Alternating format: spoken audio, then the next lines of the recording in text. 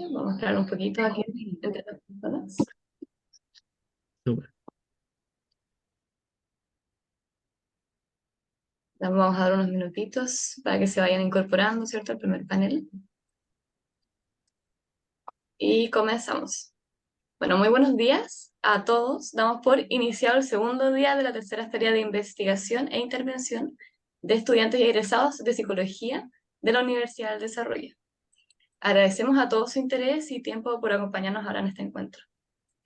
Como facultad, esperamos que sea de mucho interés y lo invitamos a participar activamente en este proceso. Antes de comenzar las presentaciones del día de hoy, dejo con ustedes a Daniela Bruna, directora de la sede de Concepción, que nos va a dar unas palabras de bienvenida. Hola a todos y a todas. Hoy día me tocó a mí dar las palabras de bienvenida. Quiero primero felicitar eh, a través de ustedes a todos nuestros estudiantes, egresados, incluso docentes que se han inscrito para participar en esta feria, que para nosotros es muy importante, que ya va en su, por lo menos, tercera versión, ¿ya? Y que surge como una manera de acercar la investigación que están haciendo nuestros propios estudiantes a nuestra comunidad, ¿ya? Eh, Hemos escuchado investigaciones muy interesantes, ¿ya? Y también pienso que ustedes son un modelo para sus compañeros, especialmente aquellos que se aproximan a su seminario de habilitación profesional y que tienen mucho temor como de poner en práctica sus competencias que han aprendido de investigación.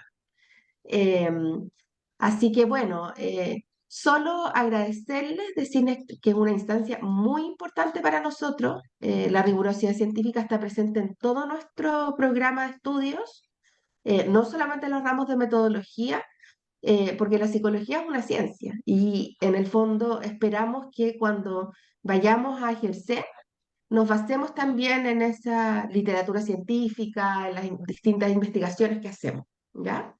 Y desde ya dejarlos invitados a una instancia que es muy importante para nosotros también, que es la Feria de Investigación que se va a hacer en octubre en Santiago, em, que es una feria institucional. Participan de todas las carreras y de todos los programas de doctorado, así que también incentivarlos a participar con estos mismos trabajos. eh, Incluso para los de Concepción se paga, ¿no es cierto?, el pasaje en bus, un viático, así que dejarlos invitadísimos a que se atrevan ahí, porque esta es una vitrina interna nuestra, pero también creo que sería muy interesante mostrarle a nuestra comunidad universitaria en general todo lo que hacemos acá en investigación desde nuestros propios estudiantes. Eso, así que sea una interesante jornada hoy día. Muchas gracias. Súper, muchas gracias Daniela por tus palabras. Eh, bueno, directora de la sede de Concepción, ¿cierto? Y a continuación vamos a entonces dar inicio al primer panel del día de hoy, el cual consta de 3 presentaciones. Va a presentar, contaremos con la participación de Romina Filippi, Fernanda Parra y de Pablo González. Recordad que cada expositor tendrá 15 minutos para exponer y que la ronda de preguntas se realizará al final del panel, al final de las 3 exposiciones. Los invitamos a todos a que vayan dejando sus preguntas y comentarios abajo en la cajita que dice como preguntas y respuestas en el menú de Zoom. Entonces, partimos hoy día con la exposición de Pablo González, para que ahí puedas comenzar a compartir pantalla. Perfecto, lo hago enseguida. Súper. Entonces, presentar y cambiar. ¿Ahí se ve bien? Creo que sí. Bien. Sí, súper. Ya. Bueno, muchas gracias por la introducción, gracias a la profesora Daniela por sus palabras. Y bueno, yo les voy a compartir mi seminario de habilitación profesional que defendí en enero de este año, siendo mi docente supervisor Rodrigo Díaz y metodólogo Alejandro Sánchez, y se titula Representaciones sociales sobre el suicidio en la adolescencia, un estudio en madres y padres de adolescentes de la Comunidad de Concepción. para no extenderme tanto con el marco teórico, puse esta teoría que resume un poco todo lo que se ha hablado de suicidio en términos teóricos, que es la teoría de O'Connor, que se llama la teoría motivacional volitiva, y que básicamente explica cómo surge la ideación y luego cómo se pasa a ya la conducta suicida como tal, que es un problema que había en las teorías antiguas que explicaban una y no la otra. Entonces, habla de que hay una fase premotivacional que es el background de lo que le pasa a las personas. Habla de que las personas parten con una vulnerabilidad como innata, que es la diátesis, y que ante eventos que ocurren en el ambiente o eventos de su vida, esta diátesis se activa, o sea, la persona se estresa, queda en un estado vulnerable, digamos. Y luego, para ya que empiece a formarse la ideación, tienen que ocurrir una serie de eventos y afectarse ciertos factores moderadores. Primero tienen que ocurrir vivencias de falla y humillación, pero para que eso avance, tiene que haber una amenaza a los automoderadores, que tiene que ver con la capacidad de resolver problemas sociales, el coping, alteraciones en la memoria autobiográfica en el sentido de rescatar vivencias positivas de yo logré superar esto, procesos rumiativos, etcétera. Cuando esto está presente, pasaría a una fase de atrapamiento que cognitivamente es como un tunelamiento, o sea, como que la persona tiene una visión de túnel, solamente logra ver lo que tiene enfrente, por así decirlo, no hay más alternativas, no hay otras soluciones, etcétera.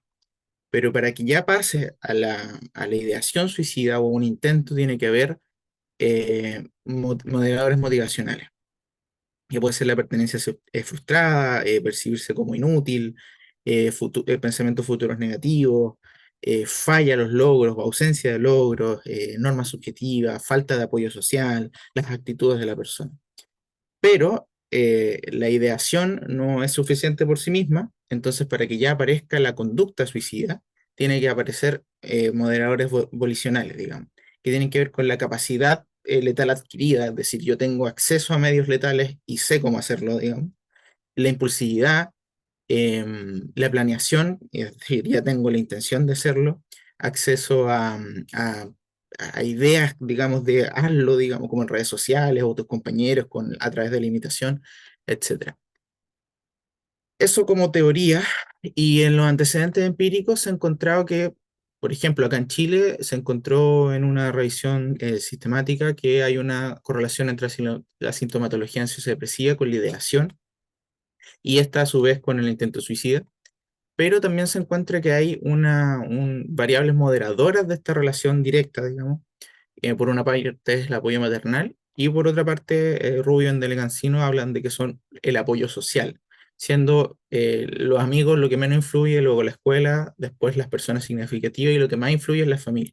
Pero esto se puede ver afectado por el alcohol, es decir, el alcohol ya aumenta la correlación entre estas dos cosas, pero además disminuye el impacto de estos factores sociales.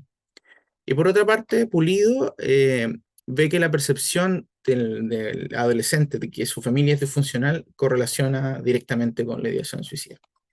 Eso respecto a lo empírico. Otras líneas de estudio está por las representaciones sociales, digamos, del suicidio. En este caso, un estudio esquetino que hizo sobre comentarios de Facebook y vio que hay una mirada religiosa sobre el suicidio, que es malo porque te vas del plan de Dios o porque uno no puede juzgar qué le pasa a la gente, etcétera. Que hay una juventud que es débil, que está desempleada, que en el fondo el suicidio es casi un ocio. Digamos que si fueran como antes, que trabajaran tanto como nosotros, no estarían pensando en suicidarse y que es un acto egoísta si se hace en espacios públicos, ya que veían mucho que había mucho suicidio en un puente y eso ocasionaba problemas de tráfico, entonces la gente estaba molesta porque la gente que se suicidaba hacía que hubiese taco, básicamente. Em, ¿Por qué a mí me interesó este tema de las representaciones sociales, que es lo que yo problematicé? Es porque en el CEFAM, en una consultoría de salud mental, había un caso de una familia que la hija había tenido intentos recurrentes, pero solo atendían las heridas, pero no aceptaban el tratamiento en atención secundaria. Y como la literatura habla que el factor de riesgo más grande, digamos, es em, precisamente haber intentado suicidarse, no sabía por qué. Entonces, como vi este estudio de Esquetino de representaciones sociales y recordé que Yodelet hablaba de que estudiar estas representaciones sociales son un camino de cambio sobre el objeto social, y sabiendo que es un tema relevante porque según la OPS, digamos, el suicidio es la tercera causa de muerte entre adolescentes. Quise estudiar cuál es la representación social del suicidio, pero por parte de los padres, porque finalmente eso va a influir en cómo ellos abordan el fenómeno, actúan con el fenómeno, etc. Entonces, aquí está ese resumen de la problematización. Y el objetivo fue caracterizar las representaciones sociales que tienen los padres y madres de adolescentes sobre el suicidio de la adolescencia. Quise identificar las creencias en torno al suicidio a nivel general, sin especificar cómo los adolescentes, luego especificando en población adolescente, finalmente conocimientos generales sobre factores protectores y de riesgo frente al suicidio. Este fue un estudio de enfoque cualitativo, un diseño al estilo de una teoría fundamentada porque no llegué hasta la codificación selectiva por términos de tiempo, y el alcance es comprensivo porque más allá de escribir estoy viendo tratar de ver la relación entre estas categorías que emergieron.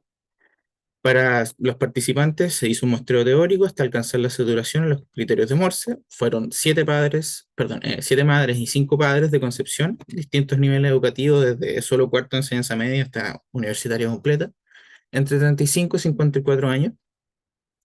Y como criterio de exclusión fue que si alguno de estos padres estaba cursando él mismo, su hijo o algún familiar cercano a una experiencia suicida, no podía participar del estudio. Para recolectar los datos, una entrevista semi-estructurada, digamos, por temas, en los términos de Flores, que los temas eran las creencias sobre el suicidio a nivel social general y las creencias sobre el suicidio de la adolescencia. Y dentro de eso incluía el tema de los factores de riesgo. Eh, Procedimiento. Busqué mi red personal en primera instancia, apoderados de mi colegio, y que cumplieran con estas características que mencioné. Se les explicaba el fin de la investigación, se les pedía el consentimiento, el medio de la entrevista que fueron en su mayoría online por comunidad de los padres, y cuando se terminaba la entrevista y en la medida que ya iba analizando los datos de manera recursiva, haciendo las distintas codificaciones, y fue apareciendo como desde el muestreo teórico que los padres que tenían que ir apareciendo eran de distintos niveles educativos, entonces se les preguntaba si tenían a alguien conocido con estas características. Para analizar los datos se usó el paradigma de codificación, el que propone Corbin y Strauss, pero solo el proceso de codificación abierta y la axial. Y para manejar estos datos usé Atlas-T. Ahora, resguardos éticos, desde el Colegio de Psicólogos lo principal fue pedir el consentimiento y proteger el bienestar de los participantes. Entonces, si se identificaba riesgo de suicidio, a través de una entrevista inicial, lo que se hacía era una psicoeducación, obviamente contener si era necesario, y explicarle dónde podía acudir ayuda, principalmente en sus CEFAM, y si estaban allí no pasaba nada, que lo normal es que fuera el CEFAM, lo derivaran del CEFAM al hospital regional, fuera directamente al hospital regional, todo según un flujograma que me facilitaron en mi centro de práctica. Y de los resultados, en la codificación abierta, obtuve 27 categorías descriptivas. Y aquí básicamente, bueno, ahí lo pueden ir leyendo en los fragmentos, pero los padres consideran que el suicidio es un fenómeno transversal, no tiene que ver con el nivel socioeconómico, social, o sea, es transversal. Lo que sí hablan es que se caracteriza como un proceso en que la mente se cierra, digamos, o sea, la persona solo puede ver lo malo o generaliza las cosas malas y no es capaz de ver las cosas positivas, puede que no esté solo, pero se percibe solo. Entonces, hay un problema, sí, que gatilla estas cosas, pero a pesar de que pueda tener solución, las personas no son capaces de solucionarlo. Explican que esta situación se llega por distintas circunstancias, eso lo vamos a ver en la codificación axial. Y lo que hablan es que en el caso de los adultos, cuando lo llegan a hacer es por generalmente motivos económicos, etcétera, pero se les califica como de valientes y cobardes a la vez. O sea, valientes porque lo hacen, digamos, porque cuesta superar ese miedo, y cobardes porque en el fondo no enfrentan sus problemas. Pero eso no era tan así en el caso de los adolescentes. y se habla de que la persona que se suicida es porque ya no logró pedir ayuda, porque no lo pescaron, por distintas cosas. Ahora bien, en la codificación axial, ordenando estas 27 categorías, se ordenan, según el paradigma, digamos, en variables el fenómeno, las situaciones determinantes, las intervinientes, resultados, consecuencias y contexto. El central es la representación suicida de la experiencia, de la experiencia suicida, que es lo que acabo de describir un poco. Habla de que hay determinantes que son personales, sociales y relacionales. Personales, por ejemplo, em, no sé, estrategias de afrontamiento, ser alcohólico, tener alguna patología como depresión, bulimia en el caso de las mujeres, etcétera. Sociales, por ejemplo, el bullying, lo más relevante. Y relacionales como, o por ejemplo, problemas económicos en el caso de los adultos, y relacionales como problemas con la pareja, con los amigos, etcétera. Ahora, hablaban de que hay, en el fondo, condiciones intervinientes. El apoyo familiar y social, sobre todo, si es alto, ellos creen que hay menos riesgo. Una cosa que aumenta el riesgo es las características de la adolescencia, que son hormonales, que no tienen experiencias de vida, que en el fondo sus problemas son más emocionales, pero si fueran adultos los encontrarían una tontera. Y tensiones sobre la identificación de riesgo, que como estas cosas son normales en la adolescencia, de decir me quiero morir, no sé, encerrarse, no hablar con los papás, dicen, bueno, pero ¿qué es normal y qué no? Eh, y esto está infectado por otras variables, por ejemplo, ese apoyo familiar y social por los estilos de crianza. O sea, una familia autoritaria no sería tan apoyadora según ellos. Las tensiones se ven influenciadas por el desconocimiento de los padres, que son estas necesidades psicoeducativas, la escasa comunicación entre los padres y falta de apoyo en el trabajo porque en el fondo dicen no tengo tiempo, tengo que trabajar. Y esta escasa comunicación parento-filial también aparecía la idea de papás que dicen como, bueno, pero si yo trabajo, mi papel es proveer, lo importante es lo material, el resto son lloricados los niños. Em, y el nivel socioeconómico aparece, pero ya está en las consecuencias, digamos. Entonces, digamos, si la persona ya está en esta representación y no se identifica el riesgo a tiempo, puede pasar que el adolescente o el adulto idee, lo intente o se suicide. Y esto tiene distintas consecuencias, digamos. Una es la inacción ante la ideación, que vimos que se relacionaba con las tensiones en esta identificación, porque no se sabe, no se ven, no se aprecian, pero también en las necesidades materiales, digamos, como, bueno, no hay nada que hacer. Y aparecen otras cosas, por ejemplo, que vayan a un tratamiento, los sentimientos de tristeza y culpa por parte de la familia, una crisis de cuestionamientos de qué hicimos mal, y algunos dicen que el que se suicida es un mal ejemplo para la sociedad. Además, esto está en un contexto de problemas y políticas del Estado, que no hay suficientes horas de salud mental, generaciones distintas, los adultos fuimos fuertes, sufrimos mucho y ahora son puros débiles, cultura posmoderna, individualista, poca comunicación en la comunidad, ayuda, estigmas sobre la salud mental que hacen que no se hable del tema y tabú sobre la muerte. Se considera que se cumplió el objetivo, ya que se logró caracterizar la representación social en cada uno de sus, y cumpliendo los objetivos específicos. Se ve que hay una similitud de este modelo de los padres con lo de O'Connor y otras coincidencias de lo que dice la literatura empírica, digamos, que hay, digamos, necesidad educativa de los padres que tiene que cubrir la política pública, pero lo más interesante es tienen acceso a la experiencia, o sea, estas instancias pueden saber mucho, pero van a poder estar ahí, que tiene que ver con el tema del tiempo en el trabajo. Son capaces de verlas en términos de habilidad, pero valoración, le dan importancia porque algo que apareció mucho era que la experiencia de los adolescentes en el fondo es una segunda categoría, o sea, si fueran adultos esto no sería un problema. Las limitaciones que no se alcanzó la saturación en todas las categorías, pero no eran centrales tampoco. Pero fortalezas es que fue sistemático recursivo, se siguió el muestreo teórico y un aporte novedoso desde lo cual. Las futuras líneas es desde la lectura metodológica y las conclusiones es que hay que promover programas preventivos estas necesidades y sensibilizar desde lo que viven los adolescentes es igual de válido que lo que viven los adultos. Em, Esa sería mi presentación, así que, bueno, mis referencias, les agradezco por su atención. Muchas gracias. Súper, muchas gracias Pablo por tu presentación.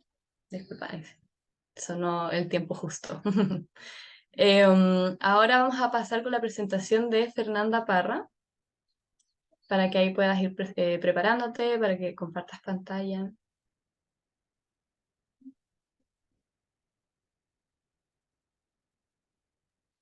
Lo ven bien, ¿verdad?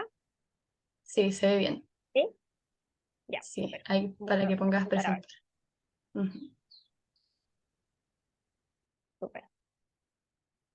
Bueno, presentarme primero, mi nombre es Fernanda Parra, yo soy psicóloga y actualmente estoy desarrollando el magíster en psicología educacional de la Universidad del Desarrollo junto con mi colega Yomi Barrera, ambos somos compañeras del magíster y la investigación que voy a mostrar ahora para la feria es parte de nuestro trabajo de grado del posgrado que estamos desarrollando y se titula Explorando el uso de tecnologías del aprendizaje y el conocimiento, TAC, en estudiantes universitarios, percepciones de factores que motivan o no el uso de TAC. ¿Ya? En primer lugar, contarles que la transformación digital en la educación superior, si bien lleva bastante tiempo desarrollándose, la pandemia sin duda trajo consigo la incorporación de nuevas tecnologías, la capacitación y la adaptación de nuevas enseñanzas, formas de enseñanza y aprendizaje en corto tiempo, de parte tanto de los docentes como de los estudiantes que tuvieron que adaptar sus métodos de estudio a a este nuevo escenario, ¿verdad? Em, Además de aquello, finalizando luego ya la pandemia, sabemos que la docencia, que pasó la docencia, perdón, en emergencia, en estado de emergencia, fueron quedándose estas nuevas tecnologías, ¿verdad? Y actualmente ya se promueve que exista una modalidad híbrida en cuanto a a la educación superior al menos, ¿ya? En general, la teoría habla de que las clases en línea no presentan diferencias significativas en cuanto a logros de aprendizaje en comparación con las clases presenciales, y sin embargo, ambas modalidades pueden presentar beneficios mutuos. De ahí esta concepción de que puedan quedarse para seguir dando y aumentando las oportunidades de aprendizaje para los estudiantes. La literatura también nos dice que la inclusión de TAC, como se definen las tecnologías pues las siglas de las tecnologías del aprendizaje y del conocimiento, y que implican la incorporación de las TIC en el ámbito pedagógico, ¿verdad? Con una intencionalidad pedagógica, conllevan en el ámbito educativo mayor motivación e interés de parte del estudiantado en el aprendizaje, participación activa en el proceso educativo, también fomentan la interdisciplinariedad y el desarrollo de la alfabetización digital. Para esta investigación nos basamos en la teoría del comportamiento planificado de Asgen y Fishbein del 2005, en realidad la teoría es de los 80, y también el modelo de aceptación tecnológica, el TAM de Davis, perdón, del 89, ya que ambas teorías se han utilizado bastante para analizar en diversas investigaciones, en diversos contextos, los factores que influyen en la intención de uso de las tecnologías por parte de estudiantes universitarios. Y aquí vemos el modelo principalmente de la teoría de la acción razonada y la conducta planificada de Asgen y Fishbein, que plantea que las creencias tanto conductuales, normativas y sobre control van a determinar la intención conductual y van a permitir o van a facilitar que en este caso los estudiantes puedan tener la conducta de uso de la tecnología.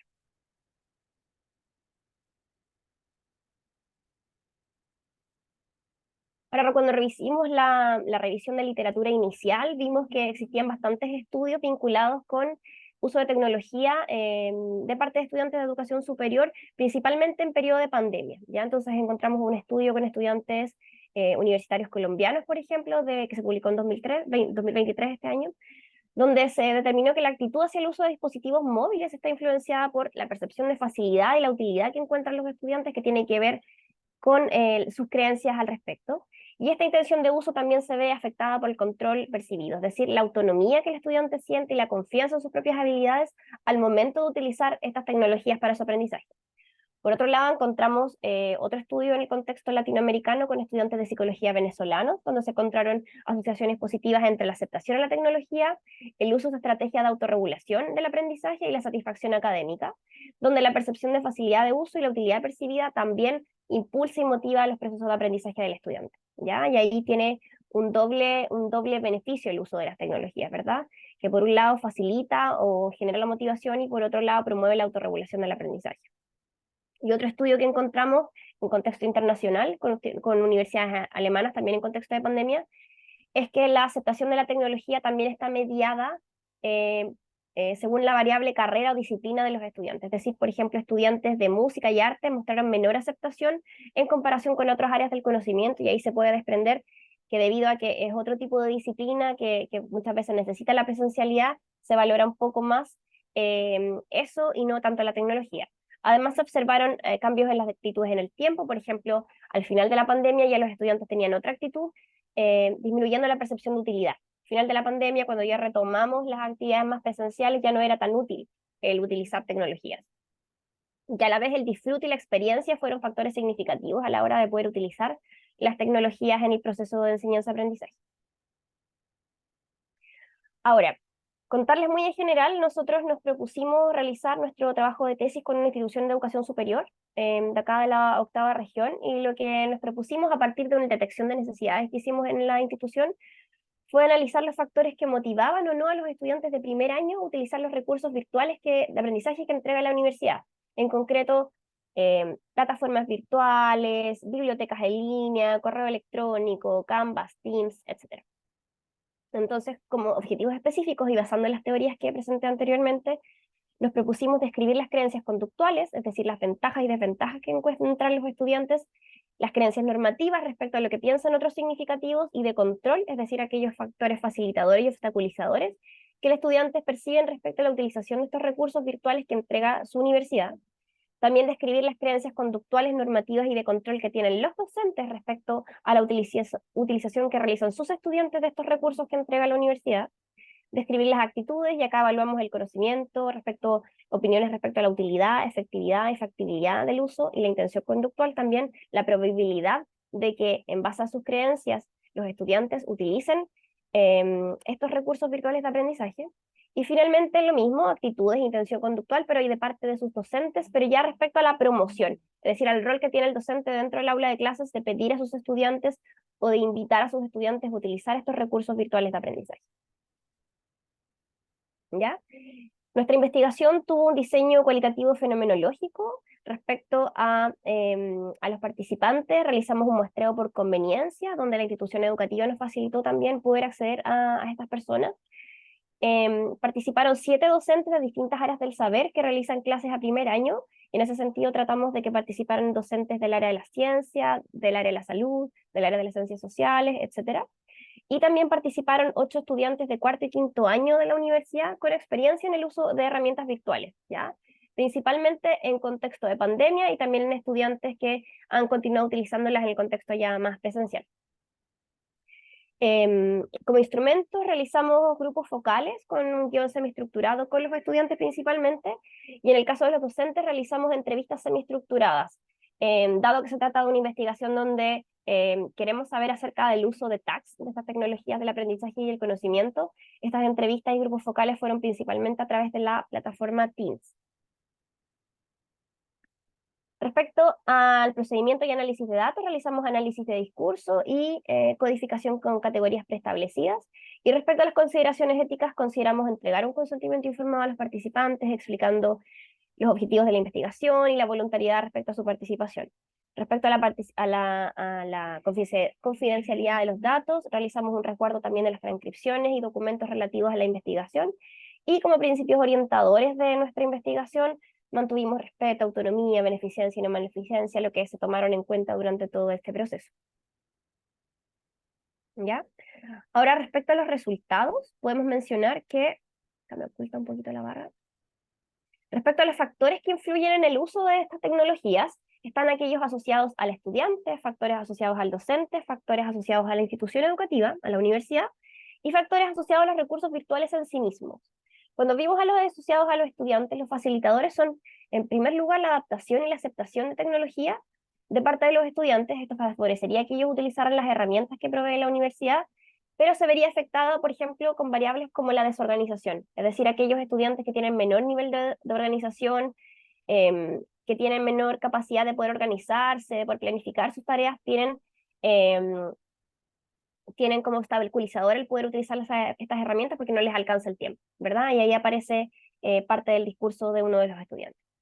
Por otro lado, existen factores asociados al docente, donde se menciona que como facilitadores del uso de estas herramientas está favorecido el encuadre claro que el estudiante, o sea, perdón, que el docente tenga del uso de estas herramientas, pero al mismo tiempo se ve afectada por la capacidad, o perdón, por la posibilidad de sobrecargar a los estudiantes, ¿verdad? En ese sentido, muchas veces se ve que el poder pedir a los estudiantes que ingresen a las distintas plataformas, utilizar los distintos recursos, hace que para el estudiante sea un motivo de sobrecarga también.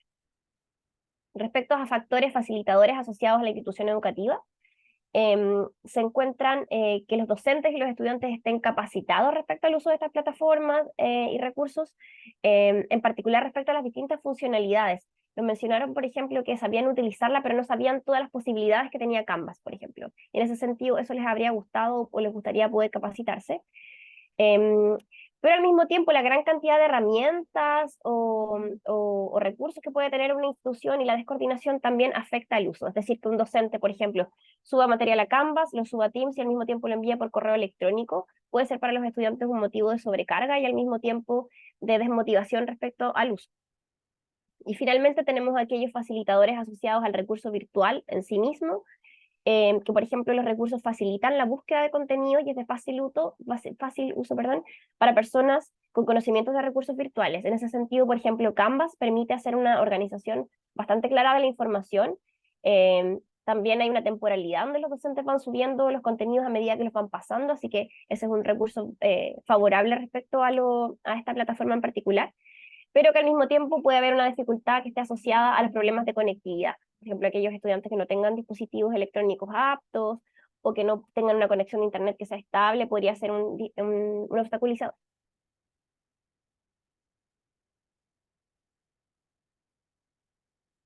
En relación a las consecuencias percibidas del uso de estas tecnologías, podemos decir que los docentes perciben que mejora la fluidez y la inmediatez de la comunicación, dado que los estudiantes muchas veces prefieren comunicarse con los docentes a través de la herramienta virtual, es decir, a través del chat de Teams, por ejemplo, o a través del correo electrónico y no necesariamente asistir a la oficina del docente si es que viven muy lejos de la universidad, por ejemplo. Y que al mismo tiempo los docentes perciben que pueden utilizar las analíticas que entregan estas herramientas para mejorar su práctica docente, por ejemplo, observando cuánto ingresan los estudiantes, cuánto revisan los recursos, cuánto tiempo permanecen conectados. Pero a la vez, como obstaculizador o como consecuencia más negativa, podríamos decir que disminuye la interacción y la participación presencial porque el estudiante, por ejemplo, no está obligado a ir a la clase.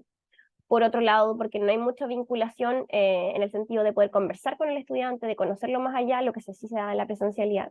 Y por otro lado, disminuye un poco la autonomía del estudiante, dado que el estudiante se queda con el material que envía el docente, que el docente sube a las plataformas y no se da el trabajo de seguir buscando material. Y por otro lado, también se mencionó de parte de los docentes que aumentaría el peligro de copia y plagio en evaluaciones online. Y de parte de los estudiantes, como consecuencias percibidas, también perciben que se mejora la comunicación entre docentes y el estudiante, facilita el acceso al material, ¿verdad? Y pueden utilizar las analíticas para automonitorearse. Sin embargo, mencionan que también, y lo que mencionaba anteriormente con los facilitadores, es que podría haber una descoordinación en el uso de la herramienta y también sobrecargarlos con información y actividades. Por ejemplo, los estudiantes mencionaban que el hecho de que les lleguen anuncios de Canvas a través de correo en las noches, por ejemplo, cuando el docente sube el material, puede ser algo que les genere mayor estrés. Así que eso es importante tener en cuenta. Respecto a la promoción que hacen los docentes, sus percepciones son que en realidad ellos creen que no tienen el rol de promover estas herramientas de manera explícita, mientras que los estudiantes por su lado piensan que si el docente lo promueve, eso va a influir en su uso. Es decir, si el docente no lo promueve, si no lo utiliza, si el docente no tiene una expertise en el tema, es probable que los estudiantes no lo utilicen, si no lo incorporan a su asignatura. Y por otro lado, los docentes como los estudiantes de esta institución educativa consideran que la universidad no promueve óptimamente el uso de estas herramientas. Ahora, respecto a las estrategias de promoción que ellos mismos sugirieron, tanto docentes como estudiantes, por ejemplo, está el uso de incentivos, décimas, notas u otros incentivos que sean relevantes para el estudiante y que fomenten su motivación. Por otro lado, respetar los horarios de uso, es decir, que el material se suba o se comparta en horarios que son dentro del horario laboral, horario académico. Tutoriales cortos que puedan revisar, pese que, por ejemplo, para los estudiantes de primer año hay cursos de inducción donde se les enseñan cómo se utilizan estas plataformas, tutoriales cortos donde puedan ver funcionalidades, beneficios o cosas que les vayan a servir en la práctica, en el día a día. Coordinar mejor el uso de las plataformas, es decir, que los docentes de forma unificada utilicen una u otra y no varias, es decir, que la universidad de alguna manera dé orientaciones respecto a cuánto usar, porque también se mencionó dentro de los discursos de los docentes que habían docentes que no utilizaban ninguna herramienta y hay otros que sí las utilizan mucho, entonces que hay que ser más equilibrado. Mejorar el sistema de becas para estudiantes que no tengan acceso, por ejemplo, a dispositivos o conexiones de Internet y inducción de uso para estudiantes de primer año. Respecto a la discusión y a las conclusiones de este estudio, podemos observar que hay diversas variables que influyen en el bajo uso de parte de los estudiantes de estas tecnologías del aprendizaje y el conocimiento que entrega la universidad y que pueden estar ligadas a los mismos estudiantes, a sus docentes y también a la institución educativa. El análisis de estos datos nos va a permitir, o nos está permitiendo en este momento del semestre, diseñar acciones que son pertinentes a las causas del problema que diagnosticamos. Además, y creemos que es súper relevante, que va a posibilitar a los docentes y a los responsables de las políticas institucionales de esta casa de estudios tomar medidas frente al fomento de entornos virtuales de aprendizaje que favorezcan la adopción de estas herramientas y, por otro lado, que permitan obtener los beneficios que mencionamos anteriormente.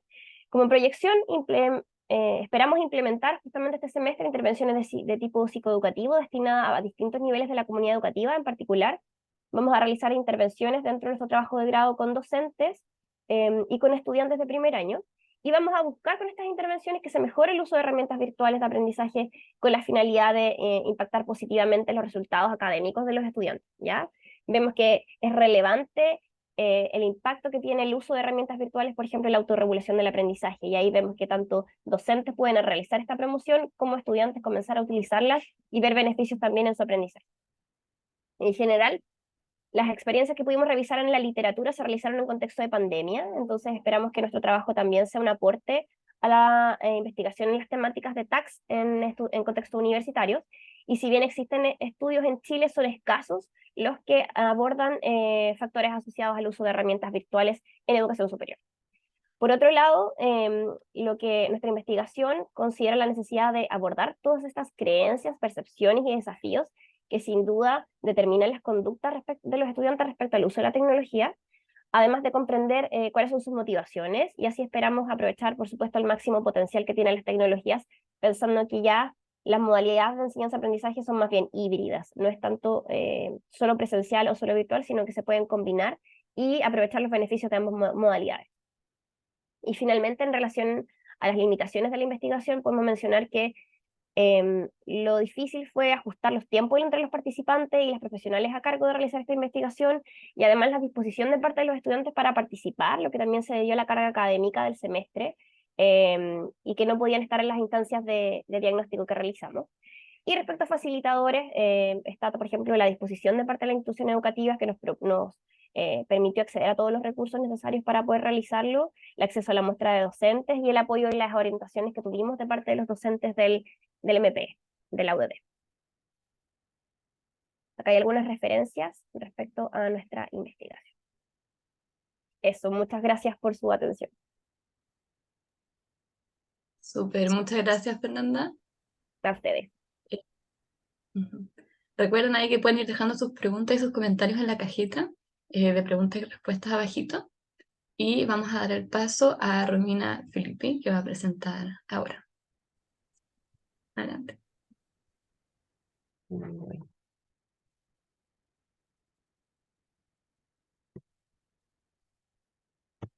¿Alguien me confirma si se ve completo? Sí, se ve súper bien. Sí, ya, perfecto.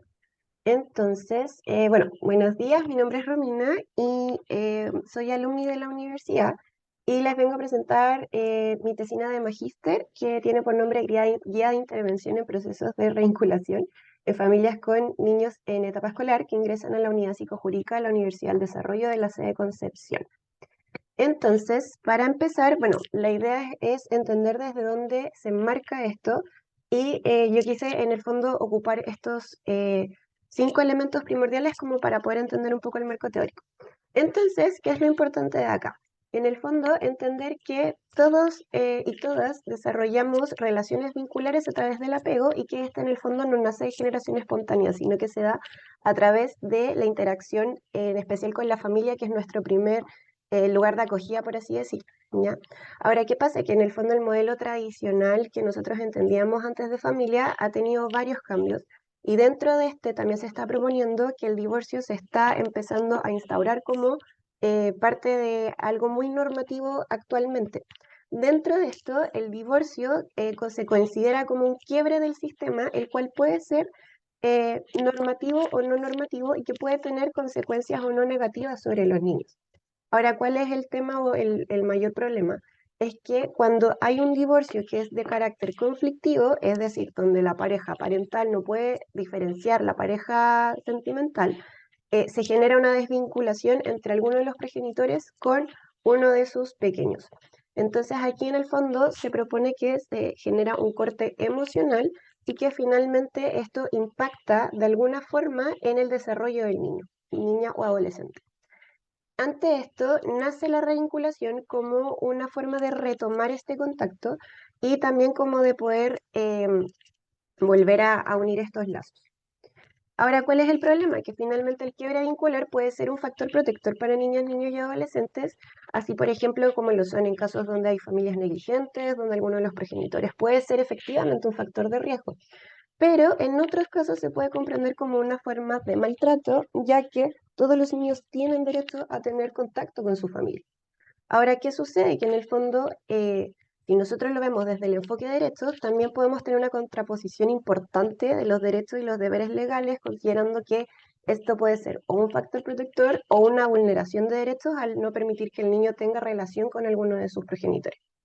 Ahora, ¿qué pasa? Que en el fondo de la revinculación no existe un modelo de lineamientos concretos que puedan aportar a una guía o en el fondo eh, que puedan servir para ayudar a alinear la intervención.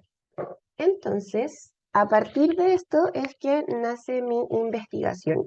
Ya que, por ejemplo, en el SPI de la Universidad del Desarrollo, en el área jurídica, nosotros hacemos muchos procesos de revinculación, pero por lo general eran procesos que se iban viendo muy paso a paso, muy caso a caso, muy familia a familia, que es en el fondo lo que nosotros íbamos haciendo.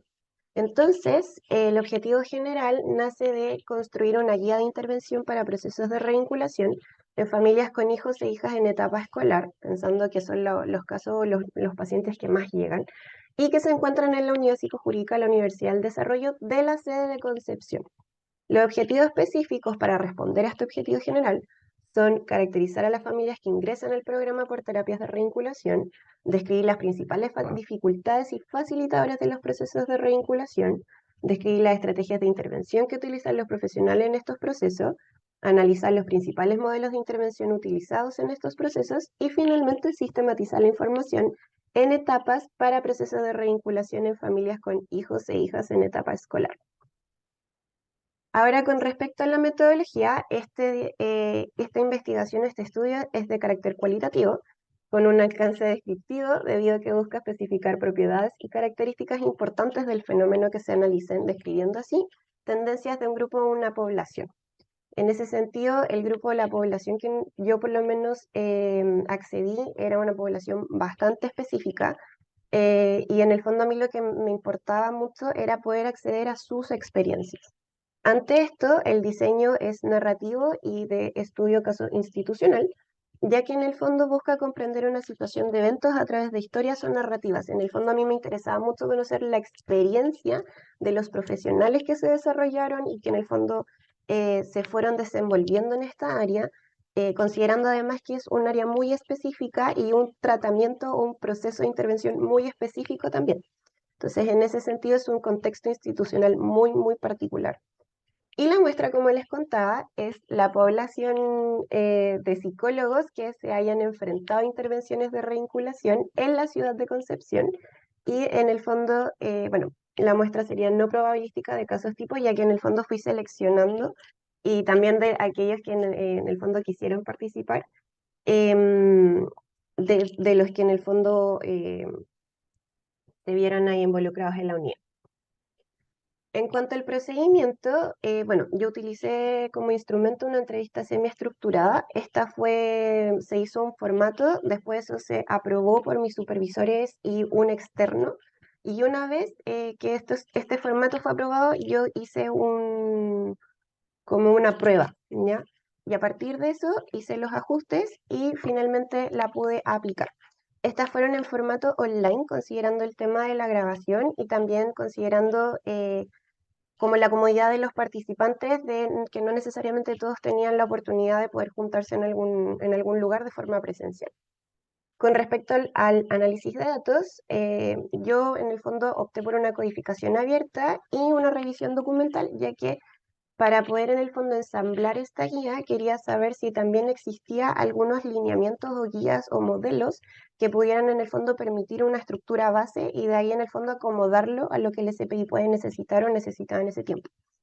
Y con respecto a los aspectos éticos, bueno, utilicé el consentimiento informado con todos los profesionales y los participantes que se vieron involucrados en la investigación, con la autorización de la directora del SPI para en el fondo yo poder hacer el estudio. Y también tuve que presentar la carta de conflicto de intereses debido a que yo estaba trabajando ahí mismo en donde hice el estudio. Ahora, bueno, así como muy a grandes rasgos, estos son los hallazgos que los voy a profundizar un poquito más adelante, pero en el fondo yo tuve como hallazgos 4 grandes categorías, las cuales se subdividen en muchas subcategorías, siendo estas principalmente características de las familias que ingresan al programa, revinculación como proceso, facilitadores y obstaculizadores, y propuestas para la guía de intervención. Entonces, ¿qué pasa? Que en el fondo, de acuerdo a lo que los profesionales comentaban, de acuerdo a lo que en el fondo les fui preguntando, es que las familias que ingresan al SPI por lo general tienen o presentan un nivel socioeconómico medio alto y los padres por lo general se caracterizan por encontrarse en una etapa de adultez joven. Me decían que entre los 30, incluso hasta los 50 años, pero por lo general se concentraba mucho entre los 30 y 40.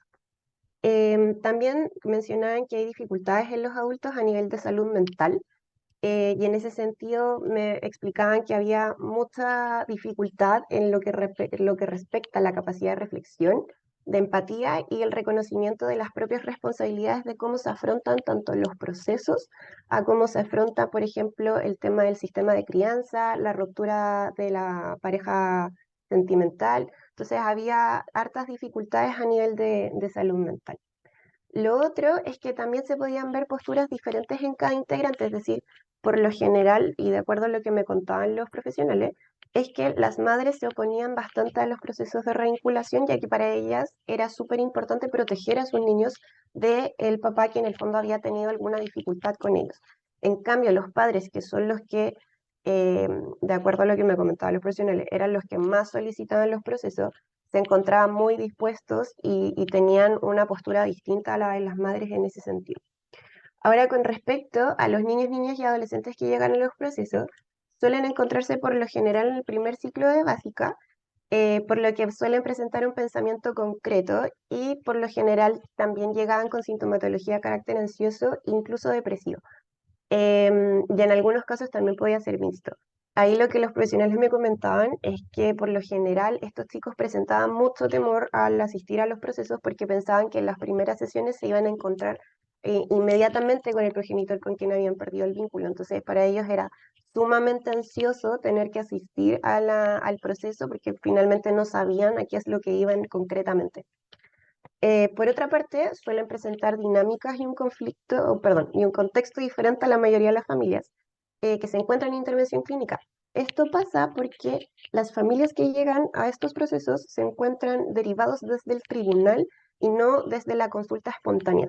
Entonces, suelen presentar muchos antecedentes en cuanto al contexto jurídico, siendo en su mayoría denuncias por violencia intrafamiliar y o vulneración de derechos previamente, que por lo general tenía mucha relación en que uno de los progenitores vulneraba a uno de los niños en alguna de sus áreas. Con respecto a la revinculación como proceso, los profesionales me comentaban que había un desconocimiento de modelos por parte de los profesionales. En ese sentido, también yo pude ver en la teoría que en verdad no existen modelos o guías concretas que en el fondo sirvan de una base para poder adaptarlo.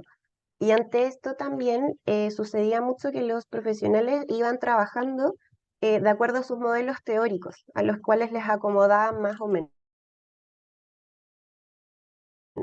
Y ahí en el fondo había diferencia en cuanto a la comprensión también del concepto de revinculación. Entonces, en ese sentido, algunos lo entendían como retomar la relación y otros lo entendían como el construir una relación desde cero, como que los niños y niñas adolescentes nunca hubieran tenido un vínculo con este progenitor. Em, Ante esto, también se identificaba por parte de los profesionales una necesidad de estandarizar criterios de inclusión y de exclusión para poder en el fondo ingresar a las familias al momento de la intervención, ya que quedaba muy el criterio de cada profesional finalmente si es que se podía hacer o no la revinculación, y eso finalmente podía generar tiempos muy largos de espera. Entonces muchas veces pasaban meses en que no podían supervisar los casos porque siempre habían algunas otras emergencias, y eso provocaba que finalmente los casos se estancaran. En lo que respecta a las estrategias de evaluación, se destacan que es súper necesario contar con una evaluación previa, es decir, con una etapa diagnóstica o realizarla antes de comenzar la intervención como tal, y que también dependen mucho del grupo etario con el cual se va a trabajar, ¿ya? Porque en el fondo, ahí lo que me explicaban y sobre todo la diferencia era en el marco más infantil, que es muy distinto trabajar con niños en etapa escolar a con adolescentes, por ejemplo, y también hacían mucha diferencia en cuanto el diagnóstico o la evaluación previa que podían presentar también los adultos, por ejemplo, como en temas de funcionamiento y de psicopatología. Con respecto a los objetivos de intervención, se destaca que siempre hay relación de entre lo solicitado por el tribunal con lo que en el fondo se plantea en la intervención, pero que para ellos era muy importante integrar todos los resultados del diagnóstico según lo que reportaban los usuarios. Entonces, en ese sentido, se hacía una mezcla, por así decirlo, entre lo que el usuario sentía que necesitaba, pero también dando cuenta finalmente a la propuesta del tribunal, que es a quien había que darle respuesta. Por otro lado, las estrategias de intervención van dependiendo también mucho del grupo con el cual se trabaje. Es decir, es muy distinto trabajar con niños, niñas y adolescentes a adultos. En ese sentido, los profesionales que yo entrevisté, que fueron 3 de atención adulto y 3 de atención infantil, diferían mucho en el tema de las estrategias. Por ejemplo, los adultos tendían a trabajar mucho con el tema de la entrevista, de reporte narrativo, historias. En cambio, los niños, niñas y adolescentes tienden a trabajar mucho más con temas más didácticos. Por ejemplo, arena, bandeja de arena, hora de juego, reconstrucción de historia. Además de lo anterior, también se destacan las estrategias de vinculación para desplegar durante el proceso de la retoma de contacto, y ahí en el fondo lo que salía mucho era el poder reunir finalmente en una instancia protegida al progenitor con uno de sus descendientes, y ahí, por ejemplo, se utilizaba mucho la sala espejo del SPI, en donde en el fondo habían profesionales al otro lado supervisando, además del profesional que se encontraba en medio de esta toma de contacto. También es posible identificar estrategias para usar durante las sesiones parentales, que son, y que de hecho esas otras estrategias, de acuerdo a lo que me comentaban los profesionales, que en el fondo se hacen intervenciones de manera individual e intervenciones que en el fondo tienen por objetivo trabajar netamente en la parentalidad y la coparentalidad. Entonces, en ese sentido, lo que ahí hacían era, por ejemplo, hacer cosas muy concretas como generar acuerdos con respecto a la crianza, con respecto a las visitas, con respecto a lo que cada padre esperaba también un poco el uno del otro. Eh, por otro lado, con respecto a los criterios de egreso, los profesionales mencionan que no existe una estandarización en este punto y que el punto decisivo era el cumplimiento de los objetivos. Entonces, muchas veces podían pasar mucho tiempo en intervención debido a que el objetivo de egresarlos era el cumplir todos los objetivos que se habían propuesto para ese plan. Entonces, independiente si se realizaba o no la revinculación, podrían haber cumplido otros objetivos y la revinculación no. Entonces en ese sentido a veces los casos o se alargaban mucho para ver si es que se podía generar esa instancia o finalmente ya se daba el egreso porque no era viable por ningún lado. Ahora, ¿qué pasa? Que en el fondo los profesionales destacaban mucho que en caso de no cumplirse con la revinculación, se solicitaba una suspensión del proceso, pero esto no necesariamente se comprendía como un cierre de intervención. Entonces ahí en el fondo quedaba mucho a vista del tribunal tomar la decisión de si efectivamente dar o no el egreso del caso del SP. Por otro lado, al no contar con una sistematización de los criterios, esto debía ser evaluado familia a familia en las supervisiones de la unidad. Entonces, en ese sentido, pasaban mucho tiempo, invertían mucho tiempo en supervisar las familias a familias, y esto también implicaba un alargue importante en el tiempo de intervención. Lo otro es comprender el proceso interventivo desde la etapa de intervención más que desde el ingreso. Ahí habían profesionales que hacían la diferencia entre que para ellos la intervención comenzaba cuando uno ya tenía un rol mucho más activo en guiar las sesiones, en aplicar estrategias, en el fondo hacer una intervención como tal. En cambio, para otros profesionales entendían que el proceso interventivo comenzaba desde que tenían la primera entrevista con el usuario. Entonces ahí también en el fondo se generaba un poco una diferencia de cómo se entienden los procesos. Bueno, con respecto a los facilitadores y obstaculizadores que se suelen encontrar en estos procesos, como facilitadores se identifican mucho menos que obstaculizadores. Y ahí lo importante es que los profesionales identificaban como un facilitador la perspectiva de los usuarios, y ahí lo que más destacaba era la disposición. La disposición y la alianza terapéutica como principales factores que en el fondo hacían que estos procesos fluyeran de una mejor manera, y que en el fondo pudieran ir con la corriente, por así decirlo.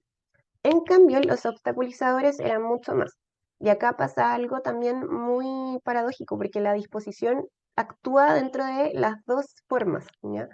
En ese sentido, cuando los papás o las mamás presentaban una mejor disposición para hacer el proceso, eso se consideraba un facilitador. Pero cuando existía alguna resistencia, eso también podía ser un obstaculizador desde el hecho de que, por ejemplo, no llegaban a las sesiones, no cancelaban las consultas o directamente no llevaban a los niños, niñas o adolescentes a sus procesos también de intervención. Por ende, eso también generaba que el proceso no avanzara. Otra cosa que presentaban en los obstaculizadores es la triangulación de los niños, niñas y adolescentes. Muchas veces esto de, dile, por ejemplo, por culpa de tu papá estamos en este proceso, por culpa de tu mamá tenemos que venir para acá. Entonces finalmente había una triangulación de los niños, niñas y adolescentes por parte de los progenitores, y eso finalmente también hacía que los niños, niñas y adolescentes generaran una mayor resistencia al proceso de intervención. Otro obstaculizador importante era la presencia de una patología grave, sobre todo en el tema de los adultos, ya que muchas veces tenían toda la disposición, pero finalmente, si es que existía una patología grave que afectara el funcionamiento, era muy difícil poder en el fondo mostrar y avanzar terapéuticamente con ellos. Entonces eso también en el fondo tocaba bastante con el tema de los avances. Y por otro lado, tenemos la perspectiva del tribunal sobre la familia y sus procesos, ya que finalmente el tribunal te da un tiempo para trabajar, el cual no necesariamente responde a la necesidad de la familia y de los usuarios. Entonces, en ese sentido, muchas veces eran ellos mismos quienes aceleraban estos procesos, dando, por ejemplo, 6 meses, un año, cuando nosotros en el fondo, o los profesionales, identificaban que no necesariamente todas las familias tenían el mismo tiempo de respuesta. Y finalmente, como propuestas para la guía, yo quise identificar a través del relato de los profesionales propuestas concretas para en el fondo implementar en esta guía, y que eso fuera también una base para poder contar con un proceso de revinculación un poco más ordenado, eficiente y concreto. Y es que al momento del ingreso, por ejemplo, era súper importante contar con criterios de inclusión y criterios de exclusión, ya que a través de esto se podía tomar decisiones mucho más rápido de si la familia podía o no ingresar a estos procesos, y directamente si es que se podía contar o no con un proceso de revinculación. En ese caso, por ejemplo, un criterio de exclusión, para darles como algo muy concreto, es que, por ejemplo, si existía una vulneración o un proceso jurídico legal activo que impidiera en el fondo tener contacto entre el progenitor y el niño, directamente ya no se puede hacer el proceso de revinculación hasta que ese tema se resuelva, ¿ya? Por lo general suelen ser de índole vulneración sexual, entonces en ese sentido, al estar en el área penal, no se puede hacer una contraposición de derecho. Por otro lado, en cuanto al tema del diagnóstico, había una necesidad de incorporar una mirada psicosocial, es decir, una evaluación de la motivación de los usuarios desde un principio, ya que en el fondo, si bien puede haber una resistencia por parte de algunos de los usuarios a estos procesos, también puede ocurrir que en el fondo esto se vaya diluyendo, así como también puede que efectivamente uno en primera instancia pueda tener claridad de que esto puede no cambiar. Entonces, en ese sentido, era muy importante hacer estos primeros diagnósticos. Con respecto a la intervención, se propuso mucho por parte de los profesionales incorporar el video feedback como una forma de poder modelar, sobre todo a los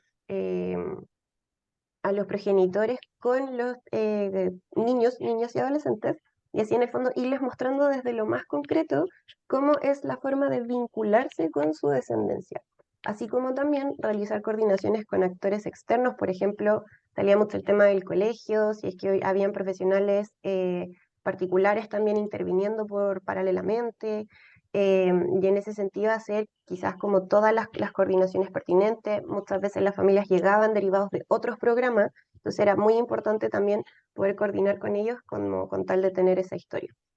Y también integrar redes de apoyo, ya que muchas veces, por ejemplo, los niños, adolescentes llegaban con las abuelitas, con los abuelitos, con tíos, primos, y que muchas veces ellos también se integraban en este conflicto. Entonces, era muy importante también invitarlos a la intervención para que finalmente fueran todos dentro de una misma línea. Y por último, con respecto al cierre, se propone la posibilidad de ir reevaluando desde cómo hacer una comparativa, por ejemplo, desde el diagnóstico a cómo se encuentran hasta el momento de hacer ya el cierre, y ahí también reevaluar efectivamente el tema de los objetivos, los avances, que sea también un proceso paulatino, o sea, no que de la noche a la mañana uno se despida de esta familia, sino que también uno lo vaya realizando de manera paulatina. Y también incorporar rituales o sesiones especiales para poder en el fondo hacer un cierre. Ahí, por ejemplo, mencionaban el hecho de hacer una sesión diferente, entregarles incluso tanto a los niños, niñas, adolescentes como a los padres algún diploma, en el fondo como acciones concretas que permitieran al usuario ver em, el avance que pudo tener a través de este proceso, así como también tener la posibilidad de el feedback desde los pacientes hacia los usuarios. Y ahí también poder hacer quizás de repente también ajustes con respecto al tema de la intervención. Y por otro lado, esto en el fondo nace un poquito desde cómo también cuidar a todos los actores involucrados en estos procesos, ya que algo que también salía mucho en los relatos era el burnout de los profesionales y también de los usuarios. Entonces, en ese sentido, yo también quise proponer un autocuidado, por así decirlo, para profesionales y para los usuarios, y así en el fondo también hacer un poco más amenos estos procesos. Y en ese sentido, para los profesionales, ellos mencionaban que era súper importante la supervisión constante como forma de cuidarse, el trabajo de la persona del terapeuta, el trabajar en dupla, ya que por lo general son casos que en el fondo uno no trabaja con una persona, trabaja con una familia, por lo menos son 3 personas en las que hay que intervenir, y por lo general también son familias muy demandantes, entonces el trabajo en dupla hacía que eso se compartiera también. La sistematización de los procesos, es decir, tener un orden, claridad de cómo son estos procesos y no el estar como interviniendo así como a palitos de ciego o estar improvisando sobre estos procesos. Una capacitación constante, sobre todo para los que van recién llegando a la unidad jurídica, comprendiendo también que uno va incorporando mucho vocabulario distinto al de nuestra profesión, y también autocuidado tanto a nivel grupal como individual. Y finalmente para los usuarios era muy importante como una forma de cuidarlos, el encuadrar muy bien, el delimitar el rol del tratante en el contexto jurídico, ya que muchas veces se le exigía al profesional desde el rol más clínico y el de dar respuesta a las propias necesidades, y ahí en el fondo a los usuarios les costaba mucho entender que en el fondo uno también tenía que dar respuesta al tribunal y que no era solamente un contexto clínico. El trato empático, y ahí en el fondo decían desde que la secretaria salude muy bien, que se le reciba desde un principio con mucha empatía, hasta el profesional que está trabajando in situ en el box.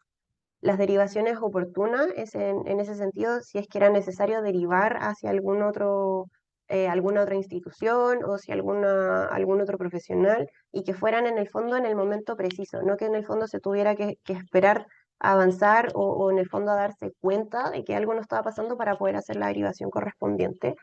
y también enseñarle a los usuarios a movilizar sus propias redes de apoyo. Y para terminar, con respecto a las limitaciones y las futuras líneas de investigación, bueno, lo que más pude encontrar en el fondo es la falta de modelos teóricos en los cuales apoyarse para así realizar las intervenciones. Hay algunos dispositivos extranjeros, yo encontré uno argentino, pero tiene que ver con progenitoras que en el fondo presentaban una psicopatología grave e importante y que en el fondo se hacía una revinculación desde los niños, niñas y adolescentes con su progenitora, pero era por un tema netamente de salud mental. Entonces, en ese sentido, va a depender de cada institución la forma de abordar los diferentes elementos que lo comprenden y para eso, claro, en el fondo se puede ir distorsionando qué es lo que se va haciendo en los procesos, si es que no existe un modelo que en el fondo sirva como una base. Eh, Ahora, también pasa que es súper difícil generar un solo modelo, ya que en el sistema público y privado se trabaja de manera muy diferente, y eso también es una limitación. De hecho, yo también planteé en algún minuto que si esta guía se implementa es netamente para el SPI, porque nació solamente desde lo reportado de profesionales que trabajaron en el SPI, por ende no se puede extrapolar a otros sistemas sin tener ajustes. Em, Otra parte, otra limitación, por así decirlo, es la baja coordinación entre las diferentes líneas del sistema judicial y cómo esto impacta sobre los usuarios y sus procesos, porque muchas veces es muy difícil poder coordinar con las personas del tribunal debido a temas de gestión, de tiempo, y que en el fondo ellos también comprendan como nosotros cómo es que funcionan también la familia y los procesos de intervención. Y también, que va anidado con lo anterior, es la visión del tribunal sobre la familia y sus procesos. O sea, en ese sentido, el tribunal está muy copado de familias en ese sentido, entonces ellos necesitan ir limpiando el sistema rápido y para eso también necesitan que uno vaya rápido, pero finalmente las familias no van al ritmo de nosotros o del tribunal, sino que van a sus propios ritmos. Entonces eso muchas veces hacía que en el fondo hubiera muchas discrepancias entre lo que pedía el tribunal y los tiempos y lo que en el fondo el SPI podía responder. Y como futuras líneas, yo creo que un trabajo muy, muy bonito sería poder conocer la experiencia de los niños, niñas y adolescentes involucrados, considerando que son los principales actores en estos procesos.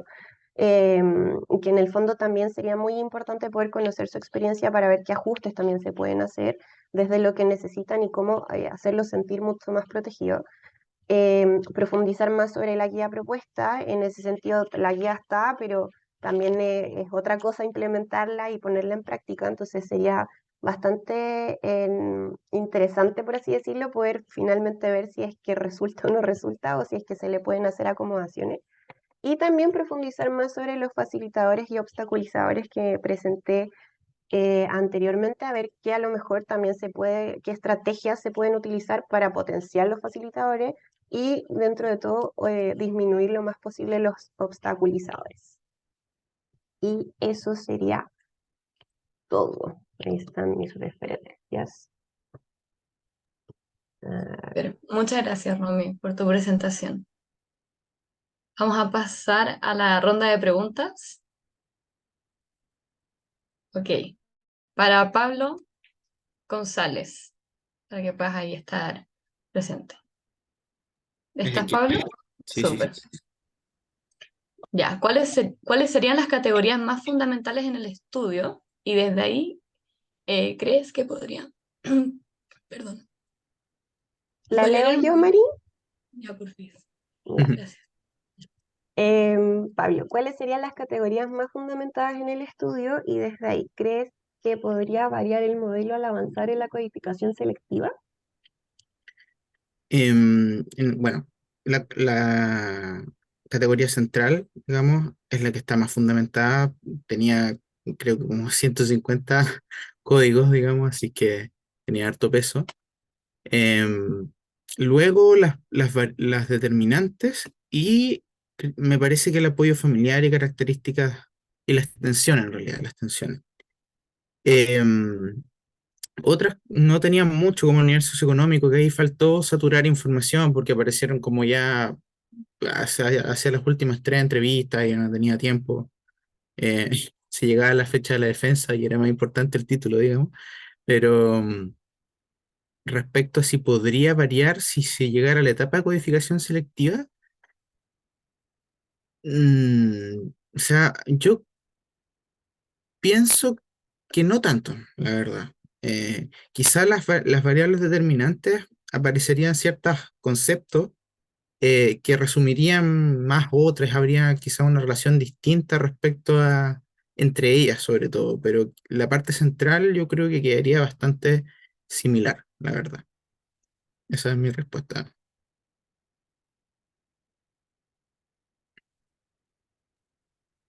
Súper. Mari, ¿sigo yo? Sí, ya. A Fernanda. Si es que Fernanda está por ahí. Sí. Entonces, para Fernanda, la pregunta es, ¿cuáles son algunas de las aplicaciones, tecnologías para el aprendizaje más usadas por los estudiantes de la investigación? ¿Cuáles serían los recursos más valorados de una aplicación por parte de los estudiantes? Ya, voy a contestar yo porque mi compañera Fernanda tuvo que ir al trabajo. Súper. Dale. Dentro de las aplicaciones más utilizadas o las tecnologías más utilizadas de los estudiantes era Canvas, era valorado, y lo más valorado de Canvas era que podían volver a los materiales una y otra vez, ya que en el fondo como que los mantenía en de hecho, que podían volver a los cursos anteriores. Eso era como una de las cosas que ellos más valoraban de Canvas en particular. Utilizaban bastante las funcionalidades de Microsoft, el Teams, el poder estar como con grupos de trabajo, perdón, trabajando como constantemente. Otra aplicación o tecnología del aprendizaje que utilizaban bastante para poder coordinar sus trabajos era em, WhatsApp derechamente, ¿ya? Entonces hacían grupos de WhatsApp de cada trabajo o de cada asignatura, que eso finalmente, al final igual los abrumaba mucho, porque yo creo que todos lo vivimos también durante la pandemia, tener miles de grupos de WhatsApp, pero eso, básicamente era Canvas, bueno, y dentro, como institucionalmente, se utilizaba IDE Club, la biblioteca virtual, que eran como las tecnologías que presentaba la universidad para los estudiantes, que son más como propias del centro donde nosotros estábamos haciendo nuestra práctica.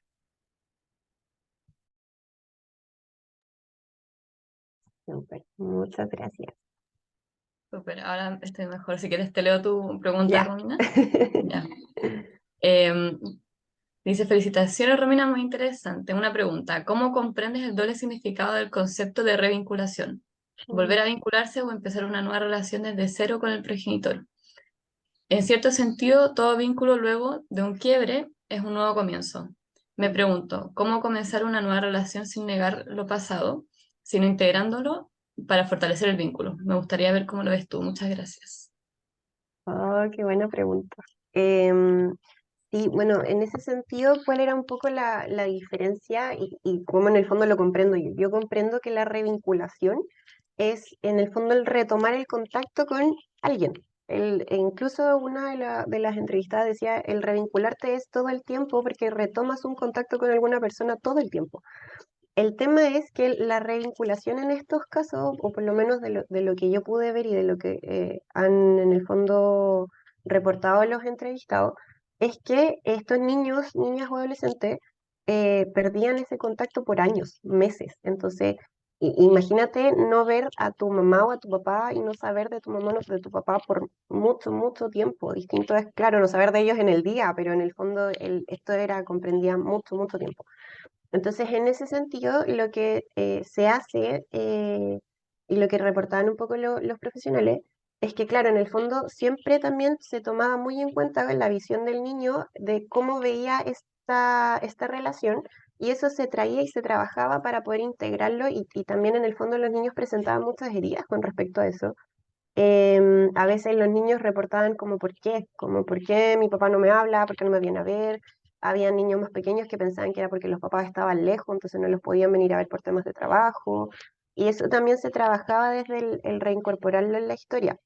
Ahora, para mí la vinculación tiene que ver con, o como lo comprendo yo, con papás o mamás que no tuvieron la oportunidad de vincularse desde un principio. Entonces, pasaba que en el menor de los casos, pero pasaba que de repente habían papás que no se enteraban que habían tenido estos hijos hasta ya que estaban grandes. Entonces nunca hubo una relación de, por ejemplo, de crianza, de primeras contenciones, desde muy pequeño.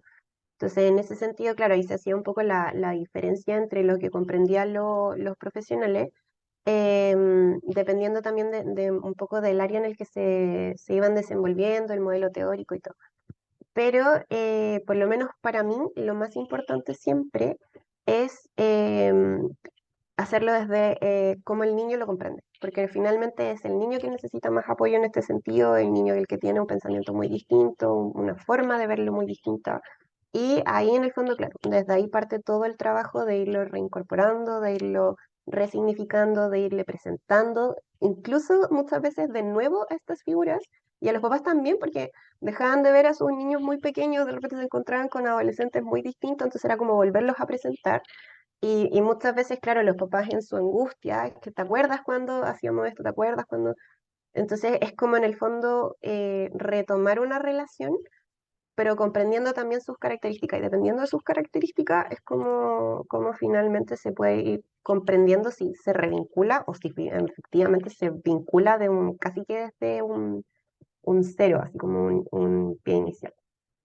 Así que ahí eso puedo responder a la pregunta. Súper, espero ahí haya quedado clara la pregunta. Sí, perfecto, muchas gracias. Genial. Entonces, con esto damos como por finalizado, ¿cierto? El primer panel del segundo día de la Feria de Investigación. Muchas gracias nuevamente a los presentadores que tomaron su tiempo aquí para presentar sus trabajos. Y nos vamos a tomar un break. Volvemos a las 10:10 en el otro link de Zoom del segundo panel. Ok, sé que nos estamos viendo. Muchas gracias. Hasta luego.